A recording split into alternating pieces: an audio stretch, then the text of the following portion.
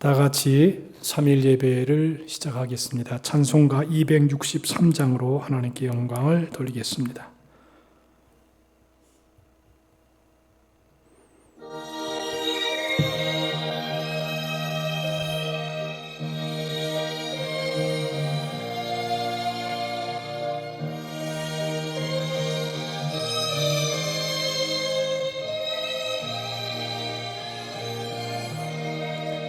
이 세상 험하고 나 비록 약하나 늘 기도 힘쓰면 큰 권능 얻겠네. 주의 은혜로 받아서 비와 같이 붉은 죄는 가지겠네. 주님의 권능은 한없이 크오니 돌 같은 내 마음 곧 녹여주소서. 주의 은혜로 받아서 비와 같이 붉은 죄는 가지겠네. 내 마음이 약하여 늘 넘어지오니 주 예수 힘주사 굳세게 하소서. 주의 은혜로 받아서 비와 같이 붉은 죄는 가지겠네.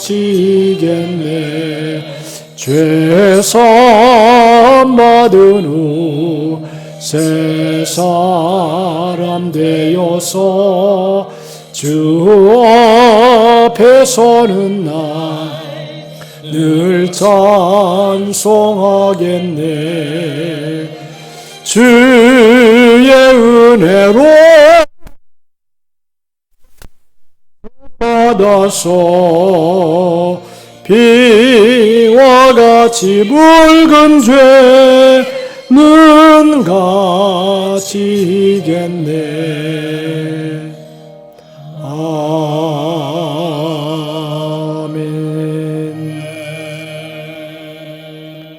이 시간에 우리에게 주신 하나님 말씀 마태복음 1장 18절서부터 25절까지를 봉독합니다. 예수 그리스도의 나심은 이러하니라. 그의 어머니 마리아가 요셉과 약혼하고 동거하기 전에 성령으로 잉태된 것이 나타났더니 그의 남편 요셉은 의로운 사람이라. 그를 드러내지 아니하고 가만히 끊고자 하여 이 일을 생각할 때 주의 사자가 현몽하여 이르되 다윗의 자손 요셉아 내 아내 마리아 데려오기를 무서워하지 말라. 그에게 잉태된 자는 성령으로 된 것이라. 아들을 낳으리니 이름을 예수라 하라. 이는 그가 자기 백성을 그들의 죄에서 구원할 자이심이라 하니라.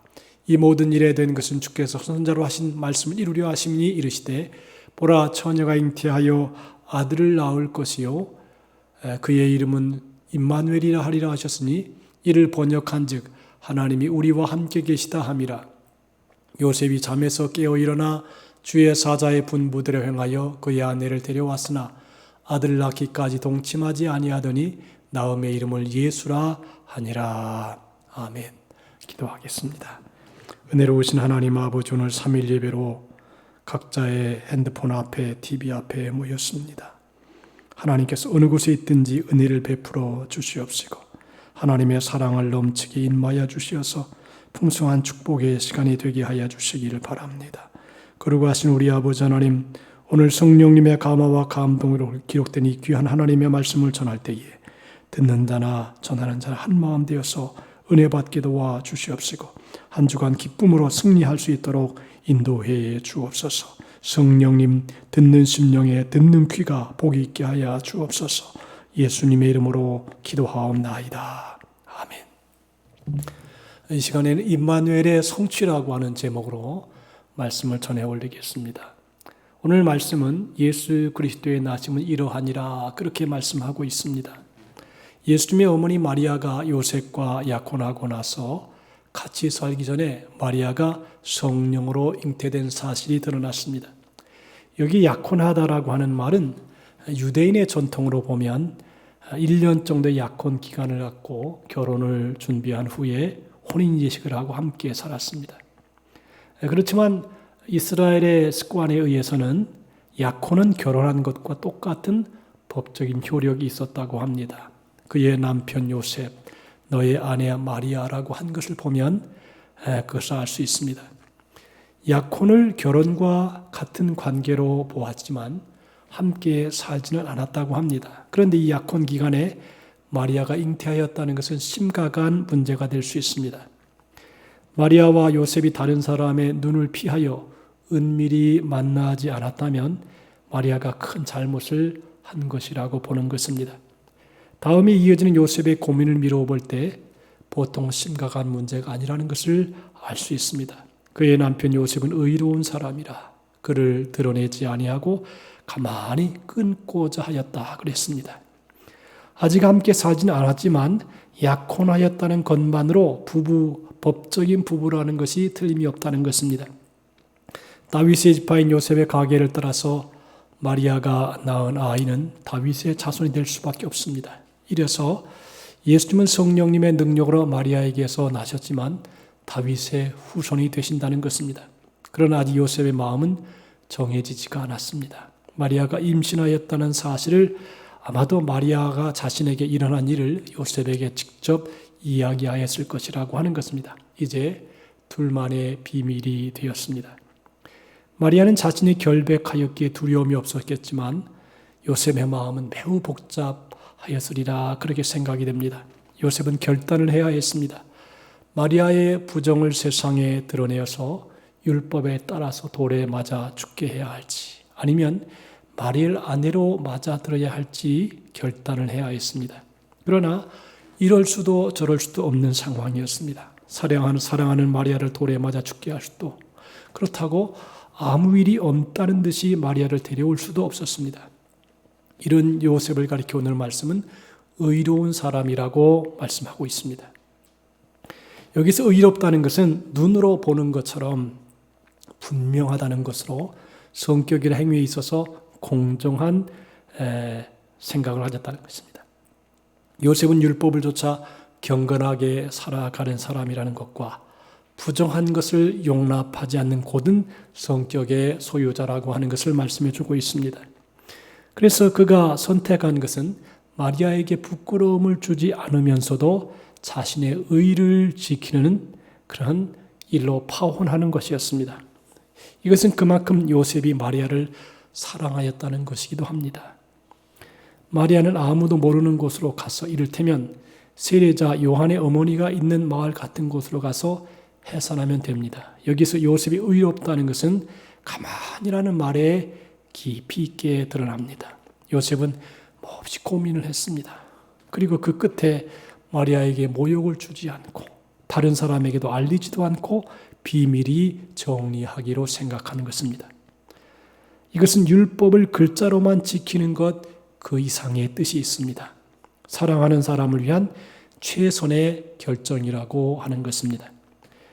이 본문에 보면 이 말씀, 이 결정은 요셉의 의로움을 그대로 보여주는 것을 알 수 있습니다. 이런 사건 앞에서 가만히 끊고자 한 요셉의 행동은 매우 훌륭한 인격을 가진 사람이라고 볼 수 있는 것입니다.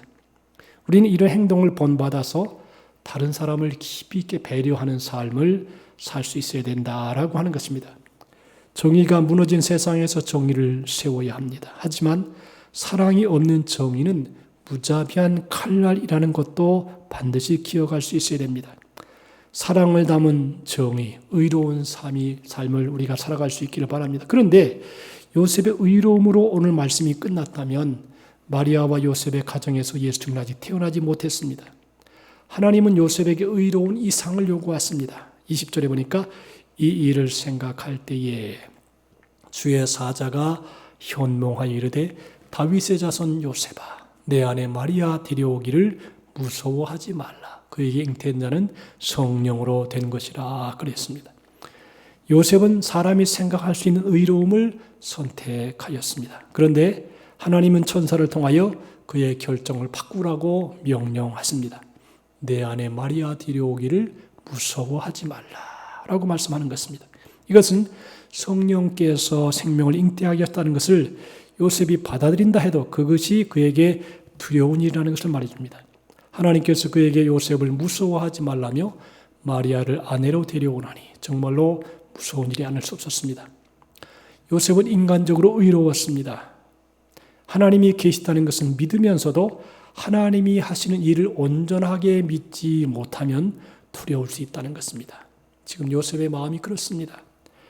그런데 하나님은 고민하고 두려워하고 망설이고 주저하는 요셉에게 명령하십니다. 하나님이 하시는 일에 순종하라고 하는 것입니다. 그렇게 말씀하시는 이유가 이 모든 일에 된 것은 선지자로 하신 말씀을 이루려 하심이니 그랬습니다. 이 모든 일은 하나님께서 예언자를 시켜서 이루신 말씀들이 이루어지는 것이라고 하는 것입니다. 세상에 구원자가 오리라는 예언이 마리아를 통하여 이루어지고 있다고 하십니다. 하나님께서 선지자들의 입에 말씀을 주셨고 그들의 입에서 흘러나오는 말씀이 흐르고 흘러 마침내 강물이 되었다고 하는 것입니다. 사람은 요셉 정도로 의로우면 최고라고 하는데 하나님께서는 그 이상이 되라고 말씀하십니다. 마리아 한 사람을 위한 의로움이 아니라 모든 사람을 의롭게 하시는 길이라고 하는 것입니다. 그리고 말씀대로 이루어지는 것을 보게 되리라 그랬습니다. 메시아의 탄생에 대해서 하나님께서 미리 말씀하셨고 그 말씀은 이루어졌습니다. 아들을 낳으리니 이름을 예수라 하라. 이는 그가 자기 백성을 그들의 죄에서 구원할 자이심이라 하는 것입니다. 선지자 이사야는 고난받는 종을 예언했습니다. 고난받는 종은 전혀 볼품이 없었고 많은 고난을 받았습니다. 사람들은 그가 하나님께 징벌을 받는다고 생각하였습니다. 하지만 하나님께서 그에게 사람의 모든 죄악을 담당시키셨습니다. 사람은 자신의 모든 죄를 담당할 구원자를 오랫동안 기다렸습니다. 그리고 그 백성을 그들의 죄에서 구원할 메시아 그리스도로 예수님이 세상에 오신 것입니다. 사람의 죄를 담당하기 위하여 죄 없는 분으로 사탄의 머리를 깨뜨리는 여자의 후손으로 오셨습니다. 또 예언대로 다윗의 후손으로 오셨다고 하는 것입니다. 요셉과 약혼한 마리아에게 성령으로 잉태되어 이 땅에 오셨습니다. 또 메시아의 오심에 대하여 그 말씀은 이루어졌습니다. 보라 처녀가 잉태하여 아들을 낳을 것이요 그 이름을 임마누엘이라 하리라 하셨습니다. 메시아는 사람의 아들로 태어난 사람입니다. 그런데 그 이름을 하나님이 우리와 함께 계시다는 뜻으로 임마누엘이라고 하여서 이분이 하나님이심을 말씀하십니다. 참 사람으로 참 하나님으로 오시는 것입니다. 예수님은 이 백성의 죄를 담당하기 위하여 사람으로 오신 하나님이십니다. 이것을 사람의 지혜로는 알 수 없습니다. 백성의 죄를 대신하여 십자가에 달리셨다는 것은 어떤 이에게는 꺼리끼는 것이고 어떤 이에게는 미련한 것입니다. 그러나 믿어짐으로 구원을 받는 사람에게는 하나님의 능력이 된다는 것입니다. 하나님께서 이루신 일을 깨닫고 믿는 사람이 되어야 할 것입니다. 우리는 사람이 사람을 의롭게 대하여야 한다는 것을 넘어서 하나님께로 나아가는 정확하고 바른 길을 열어주신 예수님을 믿는 사람들입니다. 본문에 보니까 요셉이 잠에서 깨어 일어나 주의 사자의 분부대로 행하여 그의 아내를 데려왔으나 아들을 낳기까지 동침하지 아니하더니 나음의 이름을 예수로 하니라. 마리아가 성령으로 잉태되는 것을 요셉이 받아들이기는 절대 쉽지가 않습니다. 사람이 할 수 있는 최선의 길은 가만히 끊는 것입니다. 그런데 하나님은 그 이상을 요구하셨습니다. 하나님께서 선지자를 통해서 하신 말씀이 이루어지는 것을 보라고 하십니다. 요셉은 한 사람을 위해서가 아니라 모든 사람을 위해서 행동해야 했습니다. 가만히 끓는 것은 자기를 위한 것이고 이것을 믿음으로 받아들이는 것은 전 인류를 위한 것입니다. 요셉은 잠에서 깨어 일어나서 천사를 통하여 하나님께서 분부하신 일을 그대로 행하였습니다. 여기에서 분부한다는 말은 질서 있게 정돈하다, 배치하다 그런 의미를 가지고 있습니다. 자기의 생각을 앞세워 고민하고 두려워하는 것을 뒤로 돌리고 하나님의 말씀 앞에 자신을 낮추고 온전히 순종하였습니다. 요셉은 하나님께서 하신 말씀에 그대로 순종하였습니다. 이미 임신한 마리아를 아내로 데려왔습니다. 그러나 아들을 낳기까지는 아내와 잠자리를 같이 하지 않았습니다. 그러나 아들이 태어나자 요셉은 그 이름을 말씀대로 예수라고 하였습니다. 요셉은 하나님의 말씀 앞에서 사람이 하여야 할 바를 보여준 것입니다. 자, 우리는 여기서 생각할 게 뭐냐면 사람은 하나님의 말씀에 순종해야 된다라고 하는 것을 볼 수 있습니다. 예수님의 탄생에 관한 말씀은 우리에게 사람의 의로움을 넘어 하나님의 뜻에 온전히 순종하라고 하십니다. 하나님의 뜻은 사람을 구원하시는 것입니다. 예수님의 탄생은 오직 하나님의 계획과 준비하심과 일하심을 통해 이루어진 하나님의 일입니다. 그런데 하나님께서 그 하나님의 일에 사람이 참여하게 하시는 것입니다. 마리아에게 성령님이 임하셔서 아기를 갖게 하셨습니다. 마리아는 자신의 온몸으로 하나님의 일에 참여하였습니다. 요셉은 자신의 머리로 도무지 이해할 수 없는 일에 순종함으로 다윗 자손으로 오시는 일에 참여하였습니다. 하나님은 우리가 또한 하나님의 일에 참여하기를 원하시고 하나님의 통로가 되기를 원하시는 것입니다. 예수께서 제자들에게 너희는 세상의 소금이다라고 말씀하셨고 세상의 빛이라고 말씀하셨습니다. 우리는 세상에 하나님의 정의가 실현되기를 기도하고 노력해야 됩니다. 하지만 우리 자신의 의로움을 드러내는 정도 이상이어야 한다는 것입니다. 너 한 사람의 의보다 전체를 위한 의가 무엇인가를 생각하라고 하는 것입니다. 사람의 의로움만을 드러내려고 하면 그것이 또 다른 폭력이 될 수도 있습니다. 하나님의 뜻이 이루어지기 위해서 우리는 겸손하게 전체를 생각하는 그런 마음을 가지고 참여할 수 있어야 된다는 것입니다. 구약의 선자들이 외치기 시작한 때부터 무려 700년이 흘러야 완성이 되었습니다. 하나님과 사람을 이어주시기 위해서 하늘에 하나님이 땅에 사람이 되셨습니다. 마리아의 몸을 빌려 요셉의 순종을 통하여 드디어 임마누엘이 이루어진 것입니다. 그리고 지금까지 2000년 동안 그 다리는 더욱 굳게 자리를 잡아가고 있습니다. 때로 끊어질 것 같은 위기도 겪지만 하나님께서 하시는 일을 그 누구도 막을 수 없습니다. 하나님의 약속은 사람의 시간을 뛰어넘어 반드시 이루어집니다. 하나님의 말씀이 이루어지는데 우리 모두가 참여하여 하나님의 영광을 드러내야 되겠습니다. 요셉의 의로움은 자기 한 사람의 의로움이 아니라 인류 전체를 향한 의로움을 하나님께 순종함을 통해서 나타낸 것입니다. 오늘도 이 3.1예배 참석한 우리 모두가 나 개인의 의보다 하나님의 의가 무엇인가를 깊이 생각하면서 그것들을 이루어 나아가는 하나님의 사람들이 다 되시기를 주님의 이름으로 축복합니다. 기도하겠습니다. 하나님 우리 아버지 고맙습니다. 오늘도 우리가 주님의 말씀을 받았습니다. 하나님의 의가 무엇인가? 하나님의 뜻을 어떻게 받아야 되는가? 우리는 요셉의 행동을 통해서 깨닫고 알 수 있습니다. 임마누엘 대신 주님이 이 땅에 오시기 위해서 사람을 통해서 역사하시고 은혜를 주시고 행동할 바를 깨우쳐 주시고 알게 하시는 주님, 오늘도 우리가 우리의 가정과 우리의 사회생활 속에서 하나님의 의를 이루어 나아가는 것이 어떤 것인가를 차원 높은 신앙으로 깨닫고 알게 도와주셔서 하나님이 기뻐하는 거룩한 뜻을 온전히 이루게 도와주옵소서. 감사하오며 예수님의 이름으로 기도하옵나이다. 아멘. 찬송가 93장으로 하나님께 영광을 돌리겠습니다.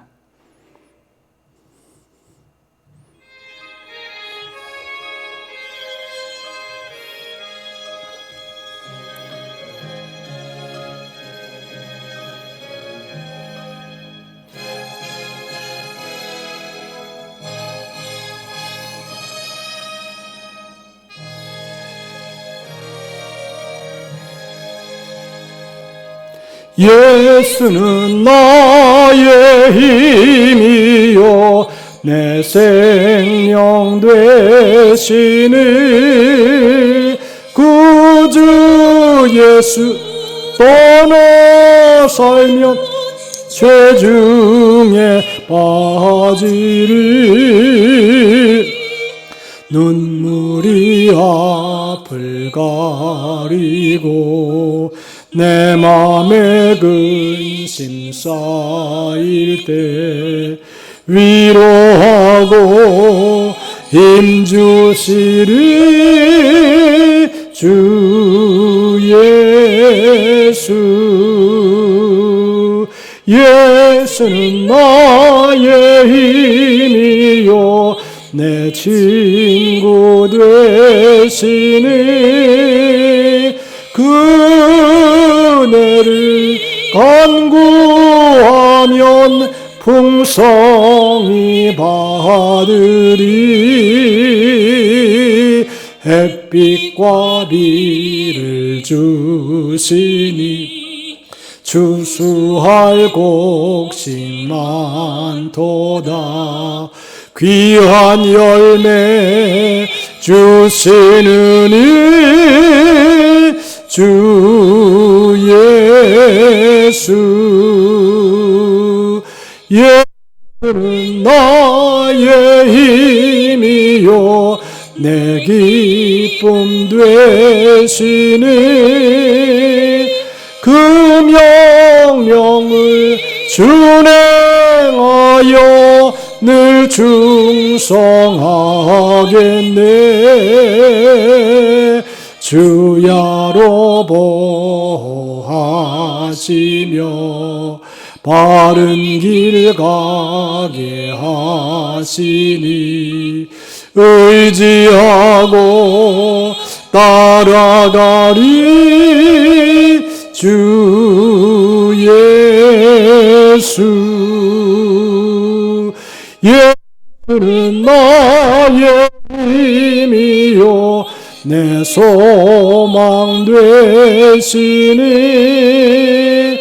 이 세상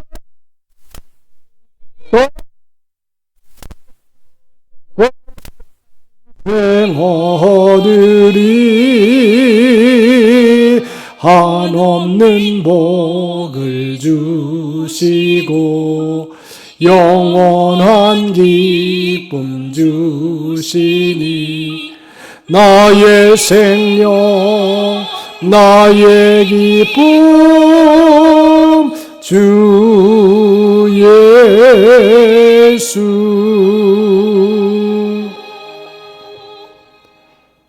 할렐루야. 오늘 3일 예배를 말씀을 통해서 이렇게 은혜를 나누었습니다.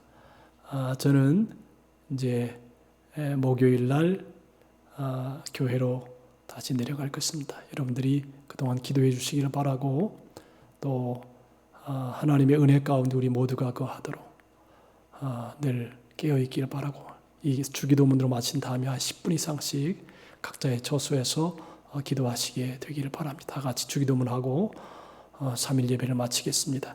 하늘에 계신 우리 아버지여 이름이 거룩히 여김을 받으시오며 나라의 임하옵시며 뜻이 하늘에서 이룬 것 같이 땅에서도 이루어지이다. 오늘날 우리에게 일용할 양식을 주옵시고 우리가 우리에게 죄 지은 자를 사하여 준 것 같이 우리의 죄를 사하여 주옵시고 우리를 시험에 들게 하지 마옵시고 다만 악에서 구하옵소서. 대개 나라와 권세와 영광이 아버지께 영원히 쌓옵나이다. 아멘.